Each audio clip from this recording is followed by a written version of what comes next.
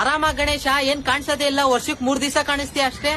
ಏನ್ ಆರಾಮ ಬಿಡೋ ಅಲ್ಲಿ, ಯಾಕಾದ್ರೂ ಬಂದೆ ಅನಿಸ್ತೈತೆ. ಥೂ, ಯಾಕೆ, ಏನಾಯ್ತು? ಅಯ್ಯೋ ಏನ್ ಹೇಳಿ ಅದ್ರ ಬಗ್ಗೆ. ಬೆಳಿಗ್ಗೆ ಪೂಜೆ ಮಾಡ್ಬೇಕಾದ್ರೆ ಮಾತ್ರ ಏಕದಂತಾಯ ವಕ್ರತುಂಡಾಯ ಅಂತ ಇಟ್ರು.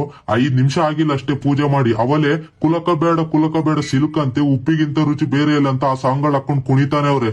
ಆದ್ರೆ ನನ್ ಕಿವಿಲ್ ಬ್ಲಡ್ ಬರ್ತಾ ಇರೋದ ನನ್ ಮಕ್ಳು ಗೊತ್ತೇ ಆಗ್ತಿಲ್ಲ. ಏನ್ ಮಾಡ್ಲಿ ಹೇಳು.